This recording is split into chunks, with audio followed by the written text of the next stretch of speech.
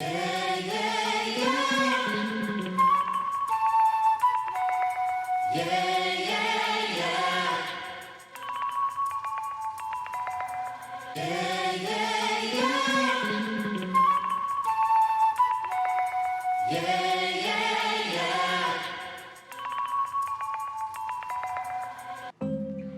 was glad when somebody told me, you may go and collect Negro folklore. In a way, it had not been a new experience for me. When I pitched head foremost into the world, I landed in the crib of Negroism. From the earliest rocking of my cradle, I had known about the capers a Brer Rabbit is apt to cut and what the squinch owl says from the housetop. But it was fitting me like a tight chemise. I couldn't see it for wearing it. It was only when I was off in college, away from my native surroundings, that I could see myself like somebody else and stand off and look at my garden. Then I had to have the spyglass of anthropology to look through at that. Dr. Bose asked me where I wanted to work, and I said Florida, and gave as my big reason that Florida is a place that draws people, white people, from all over the world, and Negroes from every southern state surely, and some from the north and west. So I knew that this was possible for me to get a cross-section of Negro South in one state. And then I realized that I was new myself, so it looked sensible for me to choose familiar ground. First place I aimed to stop and collect materials was Eatonville, Florida. And now I'm going to tell you why I decided to go to my native village first. I didn't go back there so that the home folks could make admiration over me because I had been up north to college and come back with a diploma and a Chevrolet. I knew they were not going to pay either of these items too much mind. I was just Lucy Hurston's daughter, Zora.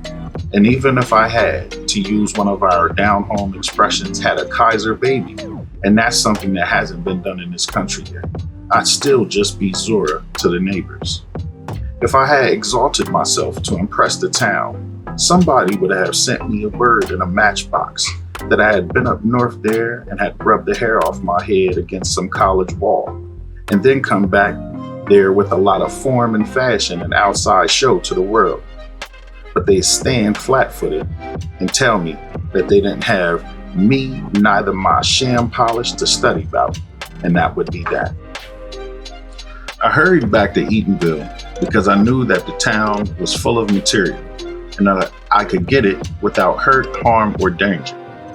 As early as I could remember, it was the habit of the men folks particularly to gather on the store porch of the evenings and swap stories. Even the women folks would stop by and break a breath with them at times. As a child, when I was sent down to Joe Clark's store, I'd drag out me leaving as long as possible in order to hear more. Folklore is not as easy to collect as it sounds.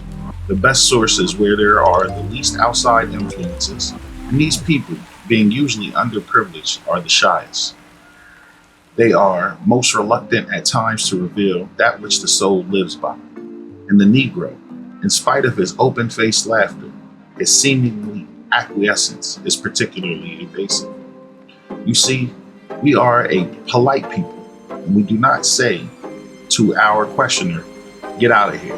We smile and tell him or her something that satisfies the white person because, knowing so little about us, he doesn't know what he is missing. The Indian resists curiosity by a stony silence. The Negro offers a feather-bed resistance. That is, we let the probe enter, but it never comes out. It gets smothered under a lot of laughter and pleasantries. The theory behind our tactics. The white man is always trying to know into somebody else's business. All right, I'll set something outside the door of my mind for him to play with and handle. He can read my writings, but he sure can't read my mind. I'll put this play toy in his hand and he will seize it and go away. And I'll say my say and sing my song. I knew that even I was going to have some hindrance among strangers. But here in Eatonville, I knew everybody was going to help me. So below Palacta, I began to feel eager to be there, and I kicked the little Chevrolet right along. I thought about the tales I had heard as a child, how even the Bible was made over to suit our vivid imagination, how the devil always outsmarted God, and how the over-noble hero Jack or John, not John Henry, who occupies the same place in Negro folklore that Casey Jones does in white lore, and if anything is more recent, outsmarted the devil. Brer Fox, Brer Deer, Brer Gator, Brer Dog, Brer Rabbit, Old Massa and his wife were walking the earth like natural men way back in the days when God himself was on the ground and men could talk with him. Way back there before God waded up the dirt to make the mountains.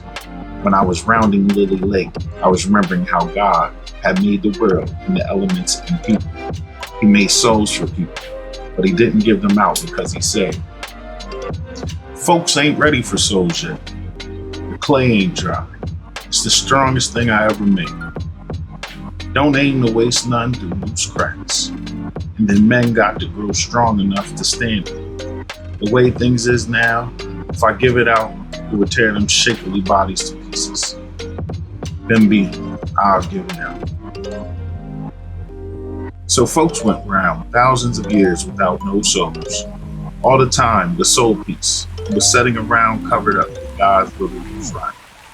Every now and then the wind would hissed up the cover, and then the elements would be full of light, and the winds would talk. So, people told one another that God was talking in the mountains. The white man passed by it way off, and he looked, but he wouldn't get close enough to touch. The Indian and the Negro, they tipped by cautious too, and all of them seemed the light of diamonds when the wind shook the cover. And the wind that passed over it sung songs. The Jew come past and heard the song from the soul piece, and then he kept on passing, and all of a sudden he grabbed up the soul piece and hid it under his clothes and run off down the road. It burnt him, and tore him, and throwed him down, and lifted him up, and toted him across the mountain. And he tried to break loose, but he couldn't do it.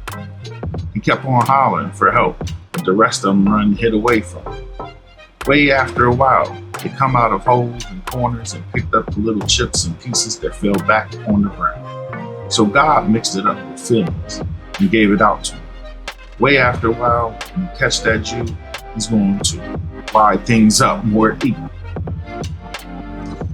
So I rounded Park Lake, and I came speeding down the straight stretch in the east. The city of 5 lakes, 3 croquet courts, 300 brown skins, 300 good swimmers, plenty guavas, 2 schools, and no jailhouse.